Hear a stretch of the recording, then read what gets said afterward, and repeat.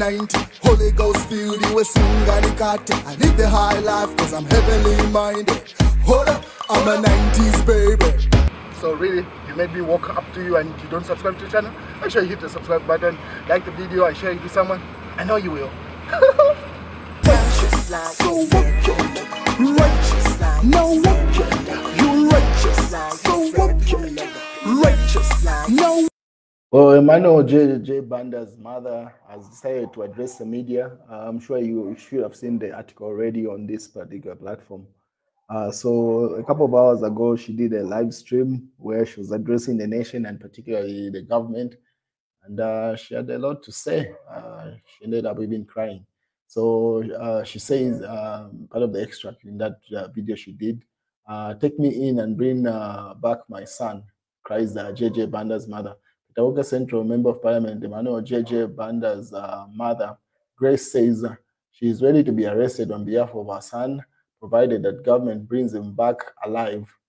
Our sentiments had people wondering, as today marks a month since Banda escaped from Chipata Central Hospital, where he was taken ill on 1st August. So it's been a month since J.J. Banda went missing. So his mother addressed the nation. She was saying, take her in and bring back J.J. Banda. But what's dominating the news is that book right there with that lady, Doris there. No, you gotta give her the props that she needs. I mean, the fact you can see her education and media training in this particular, the way she's marketing this book. Like literally, it's one of those books that you like bombshells. Like she name drops literally. If people are assumed a scandal or anything about her, she drops it in that book. She names people that are still alive. So people are catching stress in this book. But anyway, you can see news diggers also say Dorothy's book sold out. It seems there is Mulomo Pro Max. Frank Mutubida still recovering. Admin eager to read chapter on RB and ECL. So everybody wants to take a picture with Dorothy. She's been trending pretty much from the time that book was dropped. Should have been on Saturday or Friday or thereabout. And this is like Thursday. And she's dominating the news cycle. President Hakainde Hichilema is in China. That is not taking center stage. Rafael Nakachinda was arrested yesterday. That's just like a by the way. Like everything that is happening in the nation seems to be a by the way. But extracts from a book. Everyone that has bought the book is taking pictures and putting up articles of what they feel. Let me just show you what's going on with what Dorothy is sharing in that book. So part of the thing, she said, President's office again. I had not been aware that about Emmanuel JJ's attack on Central Police Station in Lusaka a few days before, until I was waiting to enter the President's office. I think I had isolated myself to study. It was told to me by Freedom Skazwe, who seemed quite disgusted with the whole episode. As I entered the president's office, Boma Lusambo was just leaving, find out a conversation where she markets a book. So pretty much she shares her experience with JJ Banda, that allegation that JJ Banda has on him to say he had allegedly gone to Central Police Station and beat up some police officers there. So that's what she was referring to in that particular. And she mentions Freedom Skazwe, probably one of Edgar Lungu's favorite ministers, the one that he was referred to as the smiling minister. That's Freedom Skazwe there. And then obviously she goes further to share about JJ Banda. That's the individual that you see on the left there, and then with Edgar Lungu's experience. And then this is what she has to say.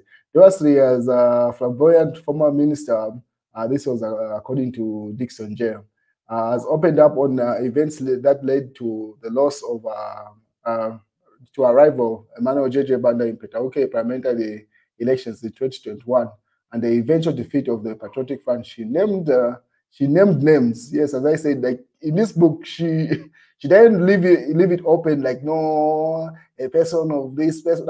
If there's a person to be named, she just names them.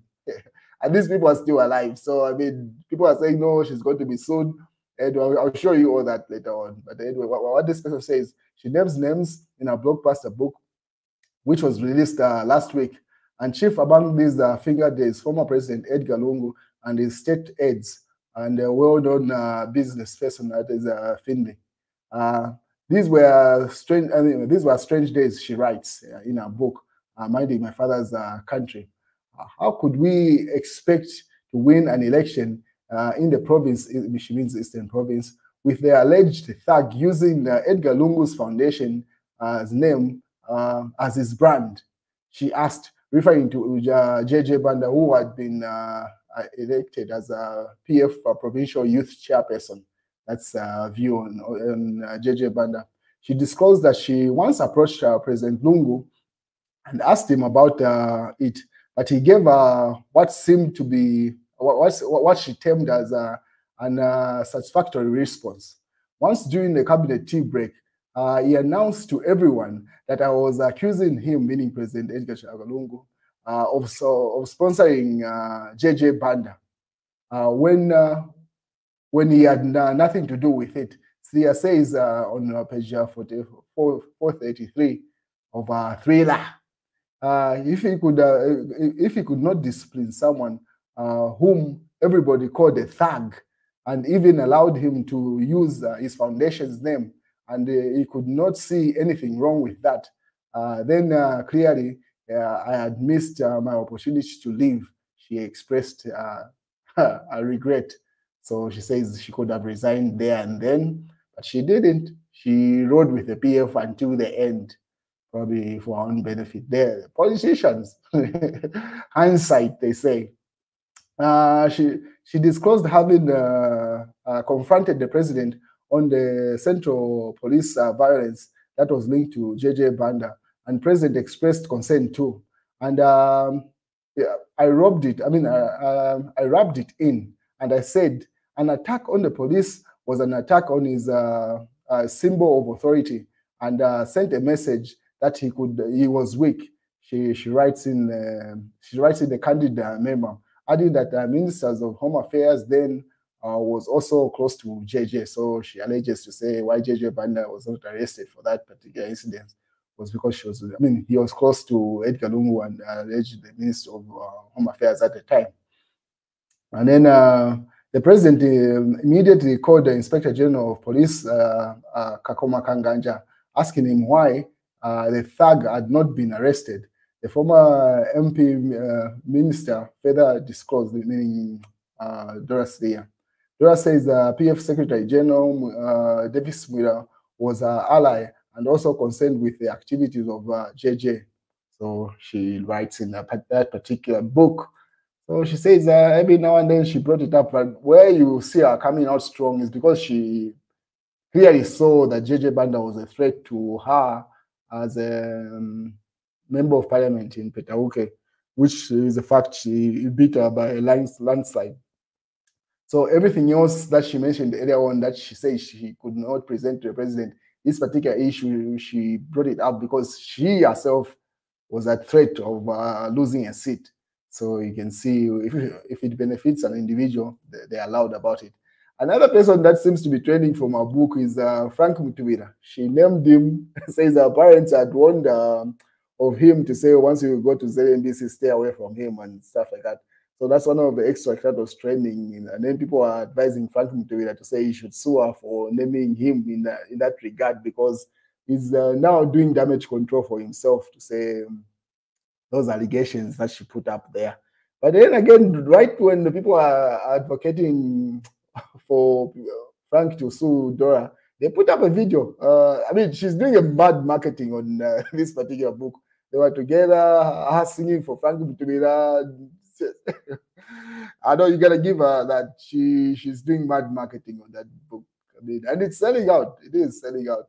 And then obviously she shares a story with regard to the COVID-19 issue there. But yeah, Doris there is trending. And then part of the extracts in her book also, she hasn't left anything hanging because marriage was an issue. And then she addressed it.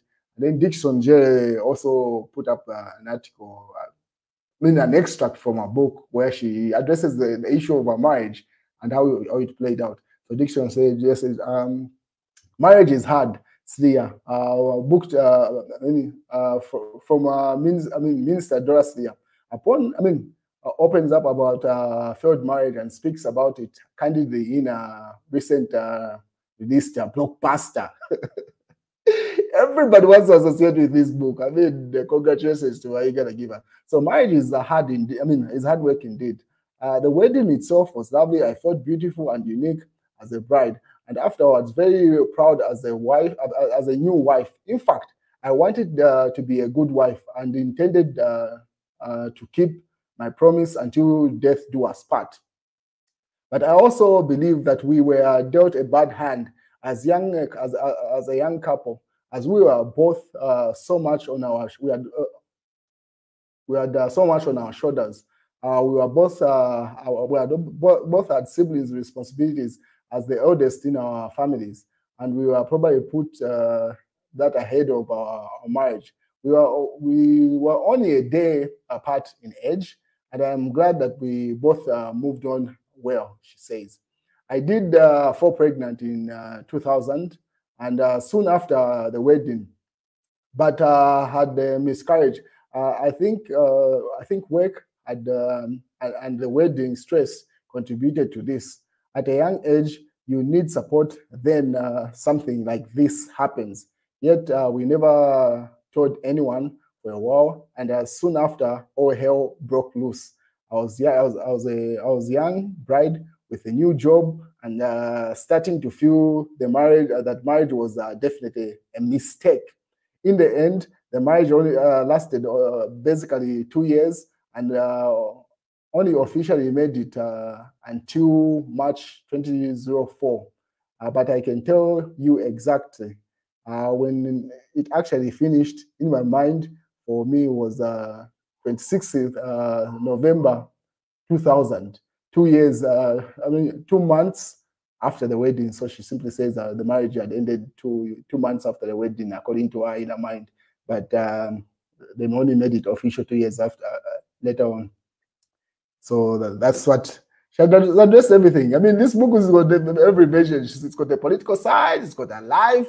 If you ever interacted with Dorothy the past, is it now almost 20 years, just know you should be in that book. Everybody's catching strays in this book. Oh, yeah. And then also she shares an experience about Onara B. This is Diction J putting up extracts from her book. So I recall once President Robia Banda had received a security report that I was usually at Patico, a club in the showgrounds until late. This was between 2009 and 2010. He asked the security guys if I went there alone, and the officers informed him that I was usually with other people, and sometimes even with his press advisor, Dixon Jerry, and Dixon's friend, James, who happens to be Pierre Banda's son. He then asked if I had been in any fight, and when they said no, he said he burst out in laughter, telling them that I was young and I had the right to enjoy my life. In fact, he went further and informed them that the reports, if the reports had been about him in his younger days, it would be probably read that he had got into fights because he took someone's girlfriend. So that's just the sharing experience. Everybody's mentioned in this book. Everybody's catching strays in here. Then obviously in the mass newspaper, I say there's no connection which will help anyone. As we hammer untouchables, we do not care who you are or are connected to. Njovu. So there probably is the issue of corruption there. And Daily Nation says, do not dismiss UN report, Chief Fire. So different sides are giving different views about that UN report. It's still trending, I guess. That's the news, ladies and gentlemen. Have a good night or good morning, depending on where you're watching this from.